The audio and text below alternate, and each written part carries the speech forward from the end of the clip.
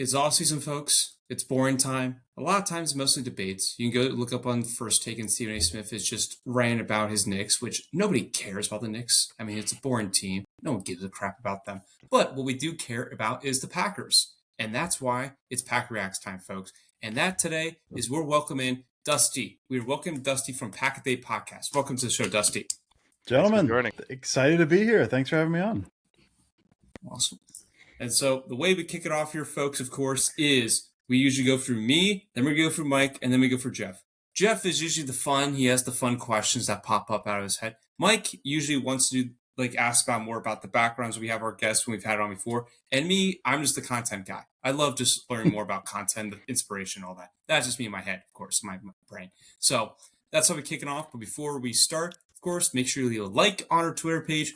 Well, now it's called X, so I will still call it Twitter by Day. And leave a like, of course, on this, folks. And give Dusty a follow as we do this, folks, okay?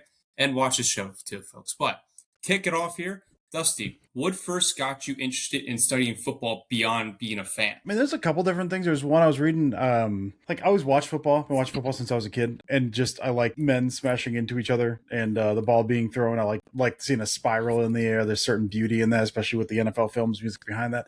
And never really thought much beyond that. There's, I think, a couple people reading them. I was like, oh, there's more to football than just watching football, right? Like there's a ton of stuff going on. That was Chris Brown, who doesn't really write anymore, but he did the Smart Football stuff. He had a site for a while, Smart Football blog. He had a couple of books come out. He was on Grantland for a bit. I think he's a lawyer, and I think he basically retired from football writing. He became a dad a few years back. So he was like the first one that I read his stuff and was like, oh, okay, there's more here than just that I can kind of look into.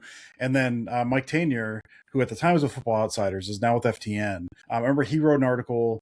It was in 2010. It was the Packers. They were starting the playoff run in 2010, and he talked about their usage of their full house package. They started breaking out the full house package, that diamond look with the two backs in the backfield, and there's a guy directly behind. So you basically have the quarterback, and he's flanked by two, and you got a guy behind. And that was another thing where I'd never thought about positional in football before. So oh, okay, there might be something here. And then around that time, I'd met a guy who still does sports today, and we went to college together. We'd spent a bunch of time talking about sports, and so it's kind of this whole we'd have 3 hours between class, and we'd just sit and talk football all day. For 3 hours, we just sit and talk.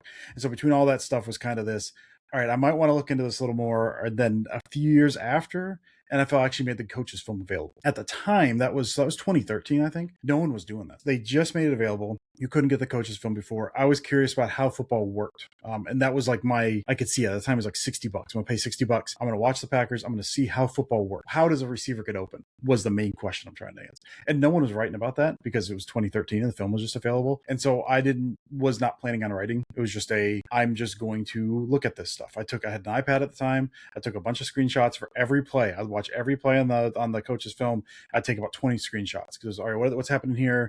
What's happened pre-snap, what happened post-snap, what happens to influence this, and then from there was kind of if I'm interested in this, I'm sure other people are too. So I just kind of started writing in 2013 with my background for work is number stuff. I work with a lot of data, but I was really interested in just the film aspect of it, and no one was writing about it. So I thought, well, maybe I will. And so I kind of did some light blogging for a little bit, hooked up with a couple of sites, and then just kind of eventually built that. The landscape now is totally different. There's a ton of people doing the same type of stuff that I still do. So I'm still try to adjust and try to find my niche within there. What's something I can do that no one else is really doing. So that's where I try to operate, which is harder and harder these days. But at the time, you can mark your own path because no one else was doing that stuff. So that's kind of how I started. I did not know anything was called. I didn't know what I was seeing. I just knew, hey, when this man does this, that man does that. And I've seen this 20 different times across 3 games. That means something even if I don't know what it is. And so I probably should have read more in the early days and figured out what stuff actually was. But it was really just a natural curiosity of there's something more to football than what I believed was there. And no one's writing about the Packers specifically. And I want to find out how this works. And so it was just kind of started there and then took off because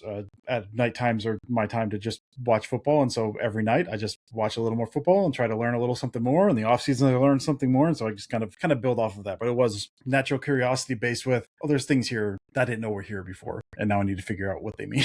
It's basically how that all started. Nice. So, Yeah. if I'm hearing correctly, you didn't have any background in football in terms of playing or coaching before kind of picking up on this? No, I played a lot of backyard football with my brother, so we just Right. kind of hit each other in the yard and stuff. But we used to play in a cemetery around here, so narrowly avoiding a gravestone and whatnot. But no, I'd never coached, never really played outside of backyard stuff. No. Wow, that's great. And it goes to show like anybody with any desire or dream could just start, pick up a book, start watching tape and kind of learn as you go. And that's a really great story for any of the listeners who kind of want to get involved in this. Just like start doing something and find your niche, just go for it. So that's great. Great background. I never knew that. Yep. At what point, Dusty, did you realize you wanted to create football analysis, content publicity? Like, when did you wanted to put it out there for folks? So I was writing, my friend of mine named Tyler, and that was the guy we used to talk to at UK. I would talk to all the time when I was at the University of Kentucky. And we kind of just started a little sports blog together. So we kind of write back and forth. That fizzled out a little bit. And that's when I kind of started getting into more of the film stuff. I remember he was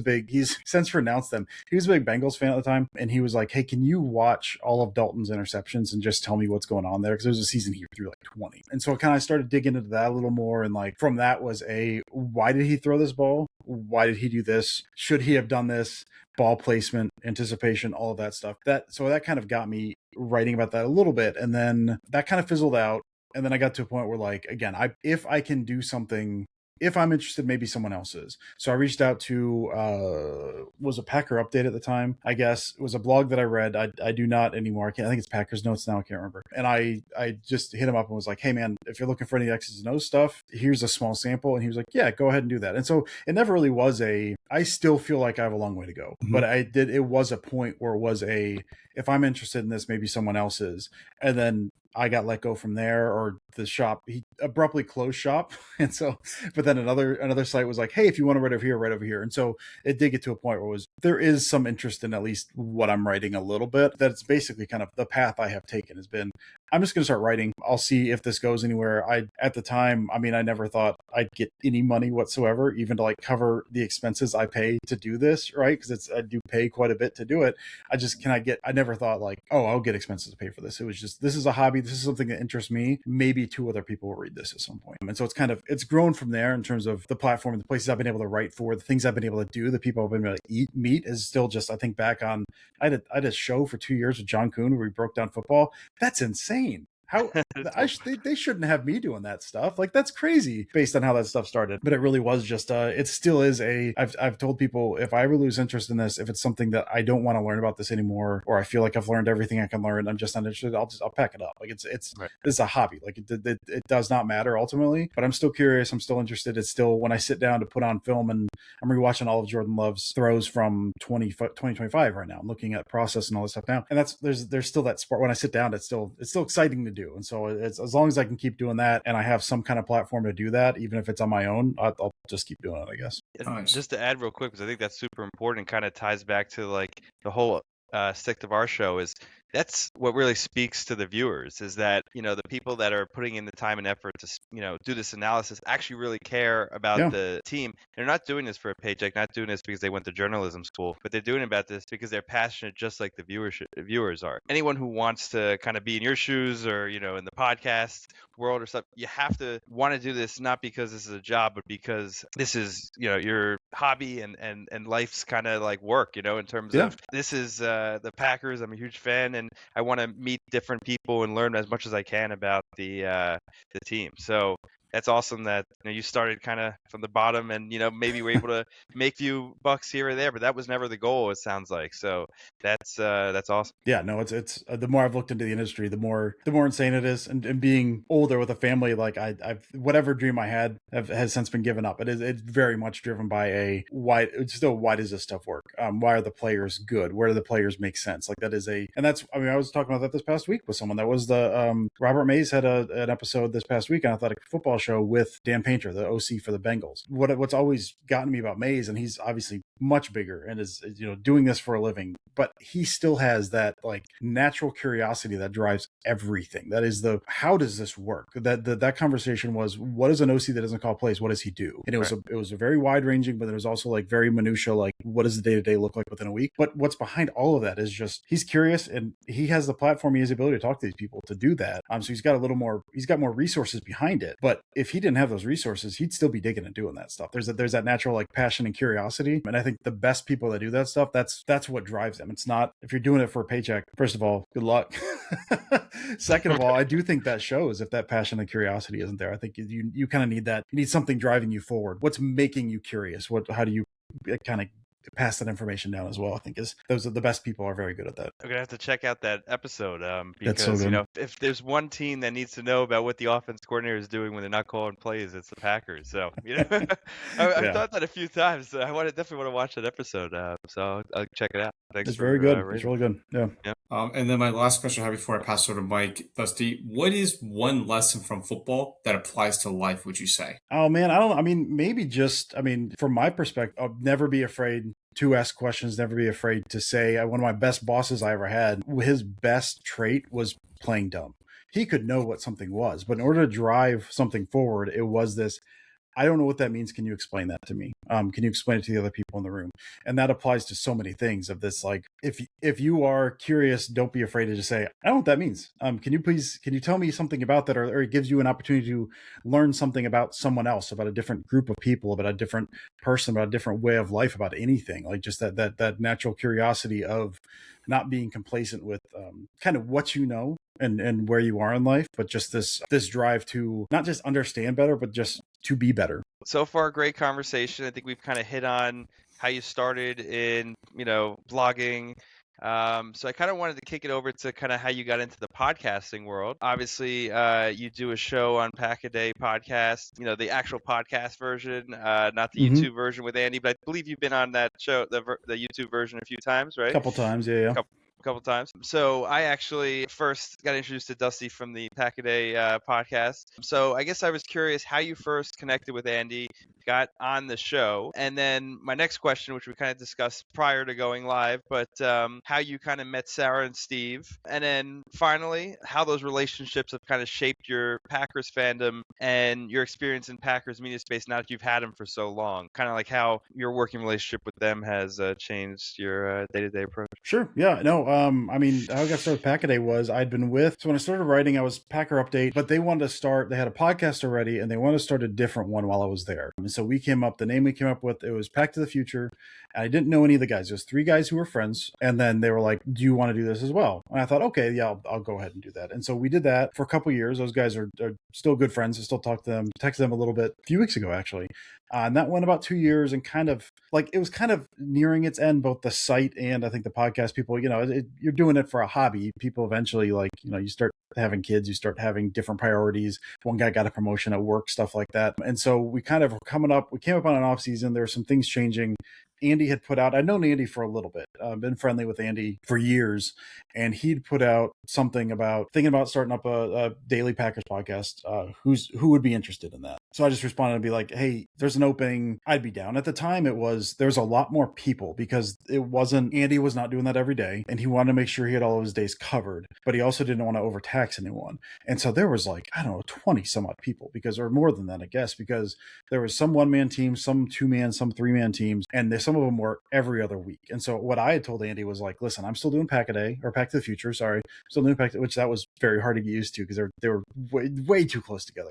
I'd be interested, but I could only do probably every other week. And at the time I was thinking I would just do solo because it gets trickier. You guys know, if you're trying to align schedules, especially if it's people that around my age and again, families and all that stuff, if you're trying to schedule something, that's harder than just, I can do something once every 2 weeks by myself.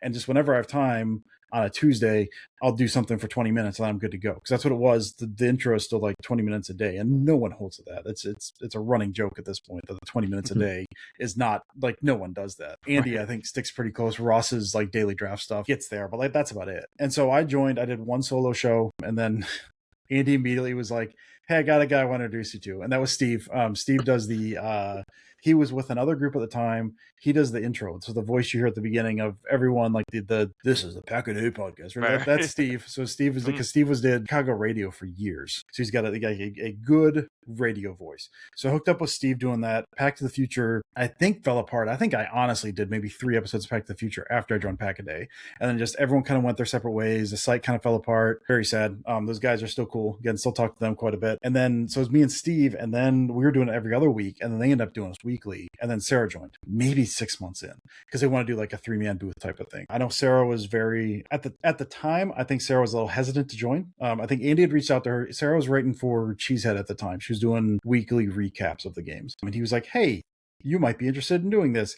And we are 2 older men, and Sarah was at the time was like 21 years old, and she was like, "I don't know how I feel about this," but we hit it off immediately. And yeah, I mean, those guys have been, right now on my fridge, I have a invitation for Sarah's wedding on my fridge on Maggie. She's getting married, I think, in March. I've met them all. I've been to a game with Steve, which was fun. Went to a Bears game with Steve, Trubisky era Bears game with Steve, which was awesome. But no, I mean, those guys, we text quite a bit when we're not talking. We fall into, people that long, you do that same thing all the time. You fall into a bit of routine during the taping, right? Like you've got like your whole like schedule. We're gonna do this, and then this person does this, and I was gonna say pretty clean, but those episodes like 55 minutes. Like there's nothing clean about what we do. But we spent a lot of time beforehand, a lot of time afterwards talking, a lot of text in between us as well. And so, I mean, just on top of I still don't know. I listen to the episodes in a sense because I edit those every week. I do the separate tracks, and so after it gets out, I dump the 3 separate tracks. I try to like normalize the audio and cut out any clicks or weirdness or anything like that. So I spend a lot of time with the audio, but I don't listen to the full episodes. So I don't know if they're any good. I have no idea if they're any good, but we have a lot of fun doing it. And those guys have become like such good friends to me. And I hope they say the same thing about me. But just in terms of, we're all different levels of fandom. I know Sarah was very much like recappy. And so it was very much like, what was the immediate aftermath of this game? I think her viewpoint and that stuff is always really good. Steve is very much like a pot stirrer. And so I don't know if he believes what he says all the time. A lot of times, like he'll get mad on the show. Like he'll kind of project this very madness, and then we get done recording. He's like, "How was that? Was that pretty good?" So he very much is like comes from that radio world where he does not believe everything he says. He is just kind of a pot stirrer at times, which is fun. I don't listen to radio. I don't do. I live in Kentucky, so like Wisconsin radio is not something I really listen to because it's hard to do that where I am. But getting that kind of viewpoint in terms of like, if we're just talking and it's kind of boring, like I can get boring after a while. So you need some arguments. And so Steve usually provides that, which is always fun. And then, any food stuff usually provides some arguments as well. But I think just seeing the game and just seeing kind of football fandom through their eyes. And then even more than that too. I mean, I know it myself. I know my brothers are all Packers fans. Well, my older brother is not. The rest of my brothers are Packers fans. We go to a game every year, but like just seeing the game and fandom through different eyes in terms of very much seeing in my own life, that's been more true as it's gone on, where it's just sports. Like I don't get bent out of shape by losses anymore. Playoff loss over in like a day anymore, when that used to like ruin 6 months of my life. Like I can't do that anymore because I get it up with the kids in the morning. Like that is kind of being grounded in like life is not football and football is not life in terms of this something external that is happening, but it's not really happening to me. It's something I'm experiencing. I'm seeing that through the eyes of other people as well, who are living also entirely different lives in different areas as well. I think kind of brings that home a little bit more. We're like, this is really fun. We've been able to connect. I love these friendships I've made. At the end of the day, the game is the game. And then when it's done, I'll be sad for a little bit, but none of us are like, we're not going to be heartbroken over it. So I think that's helped ground me a little more as well. Yeah, I think that's interesting. And also, it's another kind of story, something like we like to hit on here, of relationships and friendships being built from the Packers, and kind of this that may not have necessarily, or probably wouldn't have happened otherwise. Oh yeah. Jeremy, Jeff, and I, we didn't grow up together. We're lifelong friends or anything. Jeremy and I met on vacation because I had a Packers jersey on, and he was working as a lifeguard at the place I was staying on vacation, and he has a Packers mask on because it's during COVID. And he goes, yeah, I got this because my parents are season ticket holders and I'm a big Packers fan. So I was probably distracting him from doing his lifeguard job. Hopefully, many people there. hopefully his boss there isn't listening, although I don't think he does that job anymore. But we're talking about like Tom Grossi, about podcasts Oh and all yeah. that. And I had met a few people before who were Packers fans, but never somebody who was also a Packers fan and also watched YouTube and all the Packers kind of blogosphere people. So that's why Jeremy and I really kicked it off. And we always kind of kept in contact. And Jeremy, at the time, he was a sports management major in college, and or maybe a year after that. I think you were technically still in high school when we met. Technically, yeah. But he was like, let's do a podcast. And this is a story I wanted to say was, at the time I was listening to Pack-A-Day podcast, and again, I listened to all of them, but the most often was you guys Thank you. episode. And I was always like, I'd love to go on and have a conversation with them. And I was like, there's really no way to do that. Maybe I could have reached out or whatnot, but I was like, it would be great to have my own podcast. So Jeremy reached out, and that's kind of was the catalyst for this show in a lot of ways. Seriously. I mean, it was Jeremy's idea, but the reason why I was on board right away was because I had that idea after listening to you guys. So, yeah. Well, I mean, that's amazing that we've joked before. Every year we do, we have like a listener come on. So we'll do like a off season. Oh, we need to get that going. We got to get that going this year. That's Sarah's job, man. Sarah's forgotten about that, I think. And we like get a listener. We ask them questions because off season's long. We got time to kill, man. Right. And like so many people we've met, I think we've done it 4 or 5 years now. Every single one of them has ended up doing a podcast. And so we personally take credit for those unless the podcasts fail. And then in which case we don't acknowledge those anymore. But that's always really fun to do. That podcast gets deleted from the record, but that's great. But yeah, and then to tell my and Jeff's stories. So actually, Jeff and I went to the Cheesehead TV meetup in Lambeau Field 2 years ago for the 49ers game. Oh, nice. Okay. Yeah, and Jeff is talking to Tyler Herrick, the old, social media intern. And I go, oh, wait, that's Tyler. And then I was like, oh, but I don't know if I want to talk to him. So Jeff and I started talking, and we started talking to Tyler or whatever. But, yeah, we've stayed in contact since then. And, he's joined the show. So I guess you never know what relationships and friendships can get formed talking about the Packers. And you have an immediate, in, right? Because you're all watching the same games. Like you said, you're not living football. We're all experiencing it. But it feels like you're living it because you're so like passionately connected. So that's what's great about podcasting is that you can actually live like we're all here, we're all talking about it, but we're all talking about something that's combined. Even though you're in Kentucky, Jeremy and Jeff are both in Pennsylvania, and I'm in New York, right? So we're so far away, but we're all talking about the same thing. So that's one of my. So I don't do it too much anymore. I used to travel for work quite a bit. I do different work conferences, and it was people I didn't know. And as much as I will talk your ear off and talk a lot of people's ear off, I don't like to initiate conversation. It's a hard thing to do. So I'll just I wear Packers stuff wherever I go. I'll wear a Packers hoodie to a work thing, and someone, whether they're a Packers fan, whether they're not a Packers fan, someone's going to have something positive or negative to say about me, and that sets up a conversation. I met a lot of people at work things, like work conferences, that stuff for that. Met a woman who was a big Bears fan that just talked an incessant amount of garbage. But that's a contact I now have that I will email her about things. So it's outside of this, inside of this, it's the whole sports in general is just a really interesting way to kind of make connections, both good and ill sometimes, I guess. Mostly good.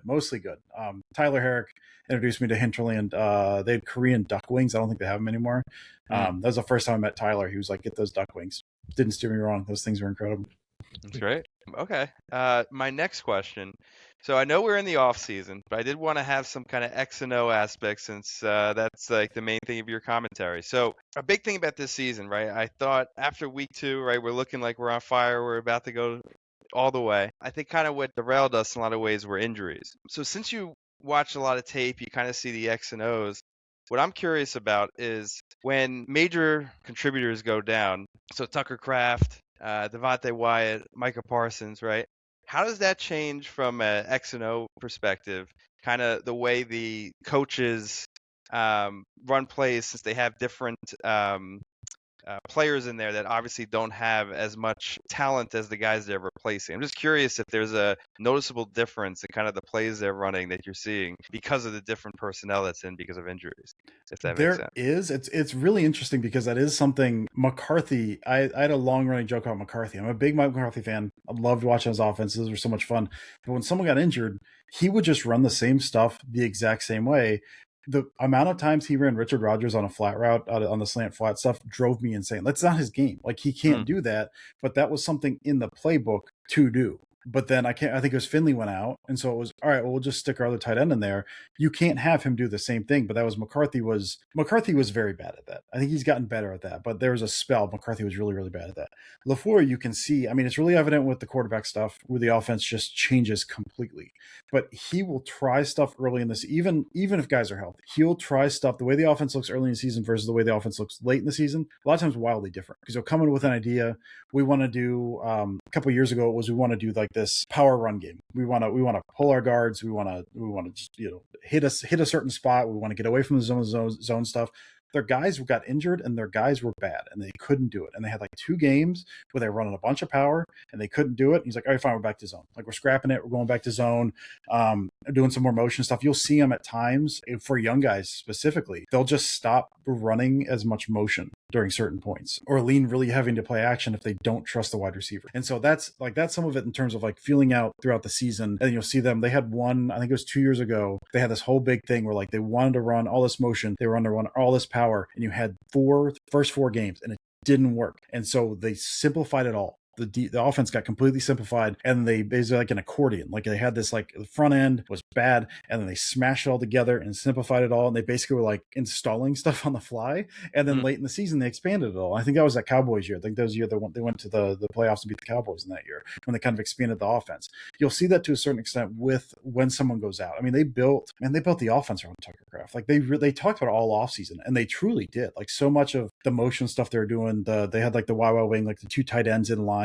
with Tucker Kraft. A lot of times is the inside guy, and they release him on a route like either to the flat or vertical off of there or something. And then he got injured, and they stopped running that because they didn't have the horses that do that anymore. Like, you'd see him, then they'd have Josh Wiley would come in. They're running more backfield stuff. They got him as a fullback, which they have that with Tucker Kraft to some extent. But Wiley, they had that doing that more. It turned into more of as opposed to like this condensed offense with Kraft. It was much more of a vertical with outbreakers. Like, you saw a ton of outbreakers after Kraft went because they didn't really have anyone kind of taking up that middle. Like, you're not running stuff over the middle if you don't have people that can like suck up some of the people in the middle. So there's a bunch of outbreakers, a ton of stuff, and you see them, it'll be a couple weeks before they get that to work. It's not like they run the same stuff as they did, but it takes them a little bit to figure out, how do we sort this? Like, what works for us now that this guy who was like this huge piece, this gravitational force on offense, now that he's out, how do we account for that? And it's the same thing on defense. I think Hafley did better in that in year 1 than he did in year 2, honestly, because year 2, the answer was, we're zone. We're just going to do zone. And he did that. It was a whole lot of spot drop zone. And there's a bunch of different ways to run zone. That's one of my pet peeves. If you just say zone versus man, well, sometimes it's zone that looks like man, and sometimes it's man that looks like zone. Like, it depends on the coverages, but it really was this kind of like what people call country or spot drop zone, which is this, your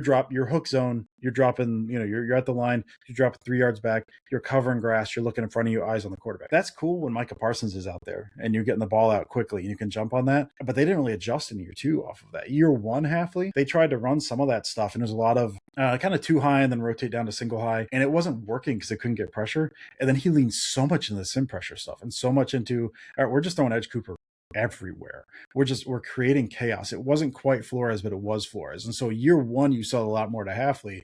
So I am curious I think Gannon's got a history of doing that as well. So we'll see what Gannon does, but you'll see them. It's usually not what will happen a lot of times in game. If a guy like Tucker Kraft got injured, a lot of times in game, some of the stuff that was like Kraft heavy, they just pull. We can't run that. McCarthy wasn't that way. McCarthy would still just run it. He's just plugging someone else in. It's not going to work, but that's still in the playbook. LaFleur just scrapped that. We're not running. We've got these 10 concepts. We can't run these because we don't have Tucker Kraft. We don't have a Tucker Kraft like guy. And then you'll see the next week, all right, we're installing, we got these other things, we're rolling these out a little bit more, we're going to see how this works. You have guys in different roles. You'll have a lot more of Golden kind of as the insert blocker, where he's undersized, so it's very funny, where you motion him and he's underneath the line between the tight end and a tackle, and you'll see like a blocker for that, or you'll see him kind of release on a vertical route. So you'll see guys like unconventional guys they'll put in positions that maybe Kraft would have occupied, but they really did do more vertical, more outbreaking without Kraft within like a week or 2. So I see a lot of hate for LaFleur, and a part of me gets it. Like the time stuff, end of half, end of game time stuff is still maddening. Some of the decision making I don't love. I think he got better with the 4th down stuff this past year. which he was really good at, and then he was really bad at. So I'm hoping this is he's on the upswing again. But what he does, not just scheme in terms of like here's some pretty plays, but just what he is able to do with putting guys in the best position to succeed based on what they're good at, and then shifting that as the season goes on, with injuries, without injuries, whatever. As he gets to know his team a little bit more, you'll see that offense kind of shift a little bit. My one major complaint with him now is it's way too run heavy. The league has gone that way. I think he has gone that way. I don't think that he doesn't trust Love. I think it's the way he wants to like run the offense with that really condensed split. I think it's opening back up this year. We will see. I think he's going to open it back up this year for more pass heavy stuff, but that's one of my major complaints with him. But in terms of like, these are the guys I have. These might not be guys I want. These are the guys I have, even in game. He is really, really good at just tailoring and altering game plan and putting in new stuff that will just put his guys in the best position to succeed. So I really appreciate that about him. That's great. No, that's super insightful. I appreciate all that context. One last question from me, and then we'll kick it off to Jeff. Have you, and maybe this has not happened before, but have you ever had a fan reach out to you and kind of mention something that they learned from your analysis that kind of stuck with you, and something that really made it feel like, okay, like all the work and time I put into is actually having an impact on people? So just curious if there was a time that stuck out to you that was rewarding. Okay. I will say it's been a minute, but yeah, I mean, you've had people like I had someone that was really, really excited because I think there was Kevin Clark had written something before. It was when Rodgers was still, maybe the Rodgers last season in Green Bay. And before that offseason, he had sat down with Rodgers and talked about strike, which was this fundamental play within the Packers playbook that was this like seen as, Clark kind of viewed it through this prism of this is what made the marriage between McCarthy or Rodgers on the floor work, is because it was you need to sell the play action. It has to be under center. You have to turn your back to the offense. You have to trust that the guy's going to be open when I say he's going to be open, where he's going to be open. And it's one of those that like, if you see it, you know it, and it's really simple. It's one of those that like you look at it on the play and go, this shouldn't work. This is too easy. But it is just play action, in cutter behind it, hit that back foot, turn, fire. But Kevin Clark wrote this thing about it. And so I read that article. It's been a while since I listened to it, but I used to listen to Kevin Clark all the time. And so I kind of went through, and I had this football program at the time that I tag everything in the program. So I had all the videos tagged. So I pulled all of them and I wrote something like that day on, it was Packer Report that I was writing for at the time. That was just, here's all the time he did strike in, season year 1 versus year 2 under LaFleur, how it changed, and just kind of how that fundamental play in terms of like how their relationship kind of shifted there. And I had someone that every time, I think the next year, every time they saw something that was strike, they're like, is this it? Is this it? And they text me the thing. They DM me the thing. I say, oh, that's not it. No, this is something else. This is something else. And when they finally got it, they were so happy. They were like, this is the thing I learned. I saw this like live on TV, and this is the thing. And I don't even see that stuff live on TV a lot of times. But that was really cool. That was this very much like here's this very focused play that is a very specific type of play that you kind of have to know just like the mechanisms for how that work. That every time that play was run, and they kind of went away from it for a couple of years, but for a full season, every time that play was run, this person would send me the clip and go like, hey, this is it, right? This is it. And this thing I had spent a bunch of time, researching, writing about, and looking at playbooks and all this stuff, that this was something that was kind of grew this person's fandom and appreciation of the game. It was really cool. I'm sure I know there are other ones, but that's the one off the top of my head. That's the one I think that sticks with me the most right now. Just that it was a full season, and they ran that sucker 17 times that year. So it was like every week. Is this it? That's it? You got it? That was very, very cool.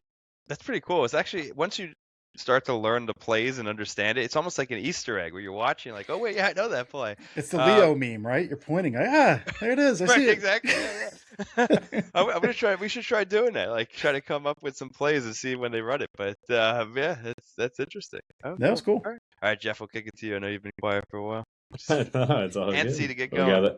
We got a lot of good questions. No, I mean, Dusty, I know you said it's been a while since somebody reached out to express some appreciation, so maybe we can just use all three of us as a forum here to express our gratitude for your personality and consistent content you put out there. So appreciate you. Thank you. But no, in all seriousness, thanks for joining again. And the way you look at the game, obviously, is from an analytical perspective, and I think you've kind of alluded to doing that for your profession. So I'm actually just kind of curious because I myself in analytics field or kind of automation and things like that. So, a lot of times when you post like the data suite, I'm kind of looking and like, oh, he's using Tableau, cool. Yeah. Like it kind of just always interested in what tools people are using and putting together. So I was kind of curious, like, one, what you do for work, just out of curiosity, but also, obviously at some point you had the skills and kind of the experience with tools and things like that from your job, and probably had the light bulb of like, oh, hey, maybe I could use Yep. this in a fun way for something I enjoy doing. I personally have always struggled with that line because it's like, in a way, I kind of want to compartmentalize and be like, Yep. oh, like any of those tools or looking at data, it's like it makes me kind of feel like work. So I've always had a hard time kind of blending the two and like doing like passion projects with data per se. So just kind of curious, like how you ended up shifting into that realm, and if you just always enjoyed dabbling with it in a fun way, or if you kind of did have that initial period where you're just like, like not really giving me the vibe I'm looking for, you know? Yeah, if you ask my mom, she told me I hated math as a child. So the fact that I do this for a living now is just, my mom doesn't understand what I do, and so she would be shocked if she learned what I do. I think you're doing number stuff. I mean, I've been with the same company for like 17 years, and we started it was a small family. I mean, when I started, it was like 200 people or something, but now under mergers and blah blah blah blah blah, we're like 6,000 plus at this Oh, point. wow. And so like, who knows what we're doing now. So I started I was going to school. I went back to school. I dropped out of college, and I went back to college because I didn't want to work in a bookstore my whole life, for an accounting degree. I started it for the philosophy degree. Don't do a philosophy degree unless you want to teach. I didn't want to teach. And so I started accounting. So I picked up a lot of stuff over the years. My title now is I am business intelligence lead. So I had the business intelligence group for my team, for this 6,000 plus person company. I say I lead the team. It's me and one other guy. Like, they still, there's places that will kind of invest a lot more in kind of analytics and data. And they Yep. do to a certain extent, but for my portion of it, like, it's still the buy-in's getting there. It's never been quite there. So I do a bunch of other things for my job as well. I'm Salesforce admin and general problem solver and all this stuff. But the bleed over, I mean, I don't know why the bleed over is there. We used Tableau for a while. We're a Power BI company now, and I'd found a software that allowed me to, I use a lot for work. That's like a data blending software. And at the time when I started using that, I was kind of on the outskirts of that stuff, and my job was at a point where I didn't love it, but I also was bored a lot of the time because I did not have 40 hours worth of work, but I had to be in the office 40 hours. But I wanted to get better, and I couldn't force myself to do work to get better. So I hope no one I work with is listening to this. I would a pet project on alternate software using the same principles. I started doing, what can I do with play-by-play data? That was the thing. I can take the play-by-play data by Pro Football Reference, which is just like a data dump, right? It's like down, distance, and then a whole bunch of the description fields. So every week, what I would do before this was I would take that into Excel, I'd dump it, and then I would hand classify that stuff. What was a pass? What was a run? What team was this? How many yards was it? Like, all of that stuff. And that was like 45 minutes before I even got to the film stuff, because I want to be able to log it. Because if I want to reference later, I want a play number, or I want a way to log that for the clips. I don't want to just like have a folder full of a bunch of clips. I don't know what they are. I need a reference point. And so Excel is my reference point. And so that was basically it, was how can I take this 45-minute thing I'm doing every single week, and then take that and automate this like on company time, basically. And so that's kind of where it came from, was I just started doing that. How do I make my own life and job easier? And then in the meantime, get better at this, because that stuff was going to start picking up at work. I don't want to just be sitting in my hands. I want to be improving these skills, so that when that comes, I can be better at this when I'm called on to do this stuff at work. So it kind of, for me, served two purposes. So still kind of keep that, the data stuff in my own life. I mean, I don't know. I guess it's not really compartmentalized, but honestly, I don't do much with it. The stuff I do, like that Tableau data suite I do, that's built off of, I got two main data sources that are on a GitHub thing, and they're publicly available. Yeah.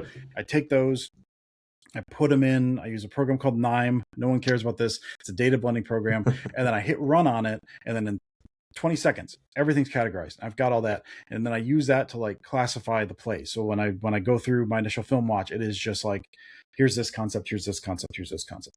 And then I dump that into the Tableau thing, and then I don't think about it anymore. It was just basically a way for like, how can I reference this a little more? And so the data, for me, the data part is secondary, I think, in terms of like what I'm trying to do. But it was always like, for the football part, it's a necessary evil, because I've for how my brain wants to work, I have to have the film. I have to have that clip tied back to something. The easiest thing to have it tied back to is Excel, and I don't want to do that by hand. And so it's a necessary evil. That was another thing. I mean, just like the other stuff earlier, I started writing about film because no one was doing it, and if I was curious, I figured one other person would be curious. I've already got all of this stuff categorized. I'm already I've wanted for so long. I wanted something that was like a visualization that if I want to know how many times did the Packers run, we'll say strike again, how many of the times the Packers run strike on 2nd and long, and what was the success rate on that? That doesn't exist. But I have that data. And all it takes me is an additional 3 minutes to get that prepped and throw that into a Tableau suite. And now I've got that. And other people, if they want to click around on that, they can as well. Fine. I've already got it done. So it's a necessary evil, but it also was a small jump from something we're already doing to make that into like a bigger part of what I'm doing already, the data stuff. Once I'm done with that on like Monday or Tuesday. Once I'm done with that, I don't think about it anymore. It's just, it lives in Tableau. So it's a small part, but it's something that's kind of become part of my process. And I thought I'd share that part of it. Even if it's because it's something I'm doing anyway. It's not that big of a deal for me, but it's been helpful. My off-season stuff, I reference that all the time. So it's for me, like that is selfishly for me. And if other people get use out of it, that's sweet. That's awesome. No, that's awesome. Yeah, no, it's good that you are getting multi-benefit out of those skills, obviously. But yeah, it's funny. Like I relate to, being in the period where I know that I need to learn a new skill set or a tool and not really wanting to use like the work or business case like scenario for that, and being like, all right, how can I apply this in a fun way, or just, some way that's a little less painful. Yep. That's exactly what I've done. It's kind of going back to like your, writing too, where you were mentioning that the best often comes from just like a place of passion. It's almost like, using new tools and stuff comes from a place from like personal ingenuity. Like you're having a situation in your own life that you're trying to make more efficient is what the real driver is or interest, right? As opposed to, work always being the driver for that. No, but that's awesome. So another thing I wanted to ask about was, and I oftentimes notice that you'll share, when you're kind of editing the podcast, what movies you're throwing on. And, a lot, I think most people that follow you probably gathered that horror movies are probably, I would imagine, your favorite genre, and you're saying for sure. So a couple questions around that. So one, this year, I'm sure you're aware that horror is just, completely on the scene. And, I personally made a point to try to get back to like theaters, last year, and, I've been able to see a lot of the new ones. But I know obviously you with young kids, I imagine you don't get to the theaters much in general, let alone if you do, it's probably for a movie that you're all Super Mario Galaxy, correct? Yeah, seeing together potentially. But yeah, with that said, I doubt you've had a chance to see some of the newer movies like Obsessions or Obsession, Backrooms, Hokum, things like that. But I imagine they're on your radar and, anticipating them to an extent. And I think Leviticus came out last week too, and that looks freaking sweet. Yeah. Hokum I did see because Hokum hit VOD a few weeks ago. So Hokum was that guy. I was at Darren McCarthy. He did Oddity and Caveat. Both those movies were cool, and so I was super excited about Hokum. Seen either. Dude. Apparently it's like it's a shared universe type of thing, I guess. They get a little more money with each watch. You need to watch Caveat and Hokum, or Caveat and Oddity. Those are incredible. So Hokum I loved, and like that blew me away. Some legitimately, I don't get scared much because I don't know, I'm old. Like I get scared for watching the movie. There were scenes of Hokum that terrified me. So that was the Hokum was good. Backrooms and Obsession, I've not got a chance to see yet. I'm waiting for VOD on those. Backrooms, my 15-year-old niece has told me that Backrooms was not as scary as she thought it was going to be. So I'm tempering expectations. That the trailer for that looked like House of Leaves. I'd read House of Leaves last year, and it looks like a take on that, where it's just like a knowable space within a knowable space that you get lost in, and that concept is terrifying. And so I'm very excited about Backrooms. But no, I'm hoping. I actually just looked an hour ago. When is the Backrooms coming out in VOD? And so far no date yet. But I'm waiting. Nice. I'm waiting at this point. I think I wait for VOD. But no, Hokum was tremendous. But it's been, pretty good year. Honestly, pretty solid 2-year run. I think last year had some, especially towards the end of last year, had some pretty solid hits in it as well. Yeah, Weapon, Sinners, if you consider that horror, obviously. The 28 Years Later, was that the early this year, or like the Bone Temple was early this year, late last year? That was early this year. Frankenstein was late last year. That was awesome. Like, this is pretty good. I think so. Out of all of them, though, I think Obsession is I think that one might that trailer looks insane. I was really excited about Obsession, so I'm that's another one. I'm waiting for both of those. Obsession came out a week before Backrooms. Like they were really close. Yeah, it was. Yeah, I think it was like 2 weeks. Yeah, I Yeah. personally liked that one way better, and it's also. I mean, they're both phenomenons, but Obsession is like a historic cinematic achievement in terms of like being less than $1 million and then generating over $300 million. Yeah, just that's in terms of insane. like that. Yeah, Because that was like, I mean, box office is bigger now than it used to be, but that was, I mean, back in my day, like Blair Witch was the big one because that was made on like Yep. no budget and went nuts. And Paranormal Activity, I think those were the two that were held up Paranormal as was the like next these one. like Yep. they were made for nothing and blew up, and Obsession's blowing those suckers away. So Yeah. it's the state of horror itself is pretty exciting just because it is this. Yeah, exactly. It's those all younger guys, right? I mean, McCarthy Exactly. I think McCarthy's in his 30s. This is his third movie, but there's Clive Barker and I'm blanking on not Clive Barker, Curry Barker. Yeah, he's 26, and then Kane Parsons is like 21, 20, That's 21. insane. Like the fact that these guys are doing it, and you used to always see like horror because it's cheap. You can make it cheap, so you can get that stuff like booked early and quick and all that stuff, and that is still happening, but it seems like there's a passion. Like what I love is someone who's doing that, and it seems like there's a passion behind that stuff. It's not just I can do it because this is my foot in the door and I can make like a cheap movie. Like especially just listening to Kane Parsons talk, like there's a passion for that stuff. So if this is like his path, he's not always going to be the path. Zach Kreger for Weapons and Barbarians the same way, where it is this like he loves that stuff. And so the fact there's young guys who are getting in there and doing that stuff is really, really exciting. It's a tremendous time, dude. No, that's exactly what I was curious if you felt the same passion, because Kreger with Resident Evil coming out too. That's in September. That should be awesome. That trailer looks great. He's a little older, but what Oz Perkins is doing too, it's that same kind of vibe with some of the Oz Perkins stuff. Like I love that he's kind of like long legs. Oh my gosh, long legs. What I'm the pretty thing that lives in the house. The Blackcoat's daughter. Like it's so just dark and vibey, and then just terrifying at a certain point. It's man, I love it. I know we lost Jeremy's interest for a little bit there potentially, but hey, Jeremy, to bring it back to YouTube. I don't know if you're aware, but yeah, Curry Barker and Kane Parsons are like YouTube sensations that got a huge following on YouTube with their horror shorts, and then we're able to expand that into now Hollywood success. So just another avenue that you could potentially go down there. Maybe you could be in the movie business one day. I remember you said earlier one of your brothers is not so is he a Lions fan? No, he's a Patriots fan. There's something he drank Pate as a child or something. How did you end up like all Detroit and because I feel like I have seen you post about like the Tigers and stuff, right? So how'd you end up all Detroit and the Packers? Game, when they came through Cincy, we saw them about a month ago, I guess. Yeah, we're all big Tigers fans. My phone's blown up because they used to beat the Yankees today, and so my brothers are texting me about the win that they just got done with about an hour and a half ago. It's Spiteful Grandmother is the short version of the story. We were from Detroit area, and then my grandfather took my grandmother to a Lions-Packers game in Detroit, and she didn't want to go. And so she bought a Packers pennant and gave it to my dad and told him to root for the Packers because, again, spiteful woman. But she gave us that. So thanks, Grandma. So Detroit for everything, but then Packers because my grandpa pissed off my grandmother one time. Wow. I mean, honestly, that's a fun story, and it goes back a while. I was at Razor's Edge. I was so close to being a Lions fan. Just thank God for that every day, man. For sure. Decades and decades of that's right. Misery, let's say. Could have been so much worse.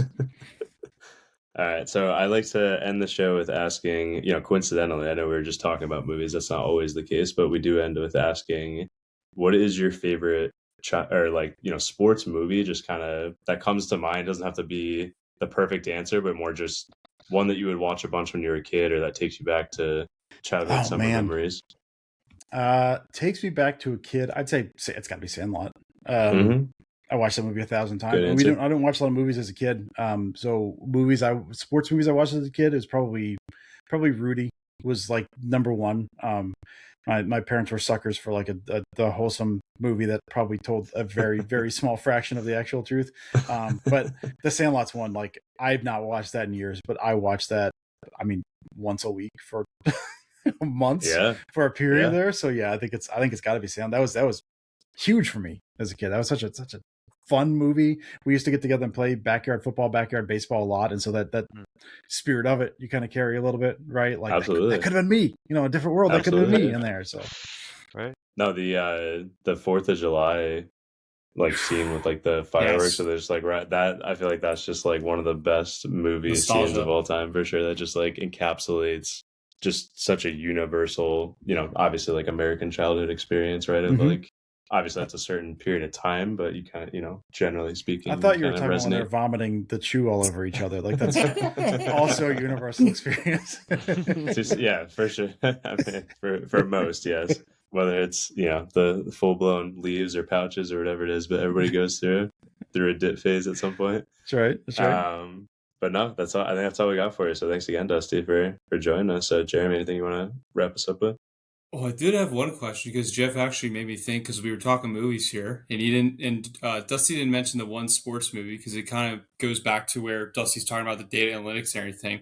Have you ever watched Moneyball, Dusty? Yeah, shortly after it came out, I did. I read the book, and so I have a hard time separating movie from book. I remember very much enjoying the movie. Like, I really liked it. I couldn't tell you more than a couple scenes from it. It is weird that they made a movie out of like the birth of the sabermetrics movement. That it's such a weird nerdy thing to make a movie out of. Dramatize with Brad Pitt and other. Yeah, they did such a good job with it, though. They did such a good job with it. because I did this because like kind of what you were mentioning earlier in the episode, of like your passion, you kind of started this. I did a passion project last year based off of reading the book, and I've seen the movie a million times. Where you go about free agency all the time, where you see a lot of teams, especially in baseball, it's very used to a lot of like teams spending a lot on players. Like you spend like $50 million on this one player, and then you spend $2 million on this guy who just stinks and he's just up there for your starting line. And so I did a passion project to compare for NFL teams how they performed when you look at each position and you look at the total spent on each position from the like how many wins did you get out of that? Like the team that spent the most was the Jacksonville Jaguars, Minnesota Vikings. Well, Minnesota, they didn't get a lot of wins last year, but Jacksonville, they did. But what I found interesting in my study, though, Dusty, was the teams that spent the lowest were the Los Angeles Rams and the Seattle Seahawks. And we all know how far that went. So it was like very interesting to see how the two teams, honestly, that was a real Super Bowl, in my opinion. But to see the two teams that spent the least amount of money conquer it all. Compared, like you see a lot in MLB, you spend the most money, you're going to win most likely. Yeah, and that whole, I mean, the Moneyball idea too, like the money thing is there, but is like the whole thing, right? You're buying wins. Like this is what you're doing, trying to buy wins. Like, but you're also trying to read and tell the future a bit in terms of like where's a trend going. I know that was a big thing with like early era Patriot stuff. That was this they were moving to a 3-4, I think, when everyone was 4-3, and they were able to get these kind of like big space heaters on the inside in like the 6th round, just because no one wanted them because it wasn't prioritized. It is funny how far we've come with some of the analytics and stuff where it is everyone's kind of got the same rough idea of what they're looking for, and so it's harder to find, I think, those diamonds in the rough now. But it is I actually had been thinking of some of the Moneyball stuff and that finding wins and where you can like win on the margins is basically what it is, with as high as some of like those blocking tight ends went in the draft, because that feels very much like you're overpaying for something that you can probably get for cheaper because that's such a limited skill set, but you're also assuming that the current trend in the NFL is going to hold. And so you're paying a premium for something you think is going to hold, but that may be like a massive, massive mistake. You used to be able to get, now who's the dude, Bokacher or whatever, the Jacksonville guy, they grabbed him in like the late 2nd, early 3rd, whenever that run on tight ends went. You could get a guy like that in the 6th generally. But there's this whole like where the league is going. So it is this, that's the whole push-pull of just draft and free agency. That's so interesting, is where do you think the league is heading? Where do you want to do? And where can you find value? It's with the tight end stuff had my head spinning because it was like, this, none of this makes sense. Am I in the wrong here? Like, is this wrong or are they wrong? And it's probably me, but it is interesting to see how those values shift. And just last year those guys are going to the 6th, but this year they're going in the 2nd and 3rd. So it's weird, where are we at in the league type of stuff, and where can you find value is fascinating with that kind of stuff. Yeah, no, definitely. It's very interesting. Like I even did a whole data sheet about like doing Excel, and it was just like fascinating to see, like you just mentioned, Dusty, like the positions you don't think of. Like you talk about probably 10, 15 years ago, nobody's really caring about the position.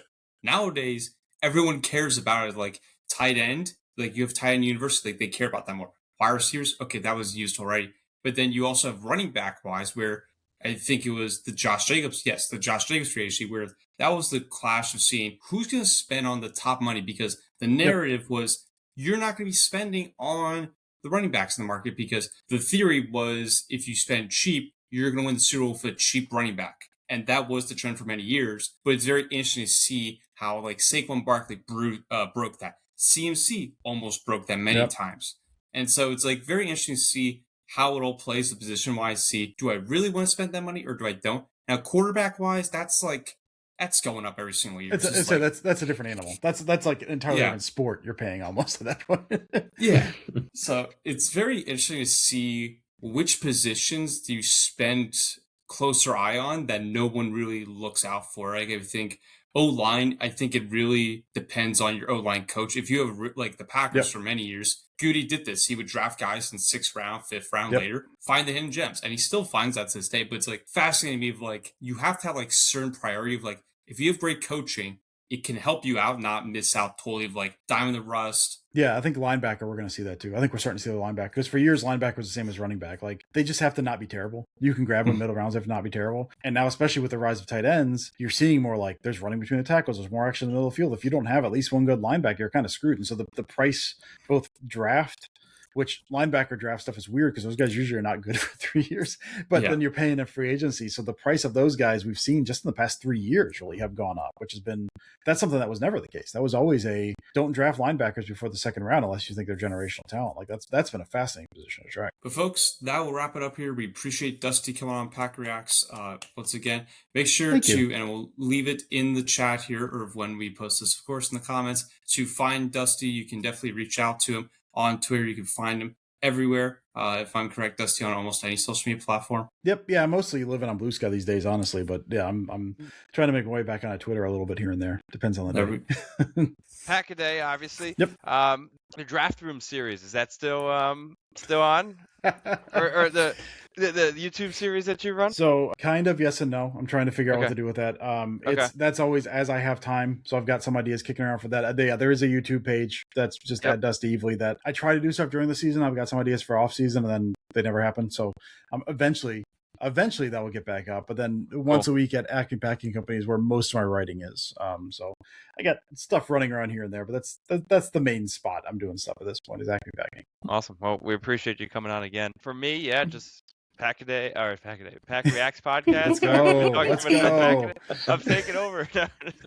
Pack Reacts podcast on X, and you can follow me personally if you like. But hoping to do some more, maybe some short stuff. We'll see if that happens. But trying to do a little bit more frequent posting on the X in the next few weeks and going into the new season. So hopefully some of that stuff comes into fruition. I got myself actually a new green screen, so I got to put that to work. So Jeff and then Jeremy, you can finish this off. Yeah, I mean, this podcast, and I'm just here to keep Jeremy and Mike out of trouble. So yeah, Jeremy, let's wrap this up here.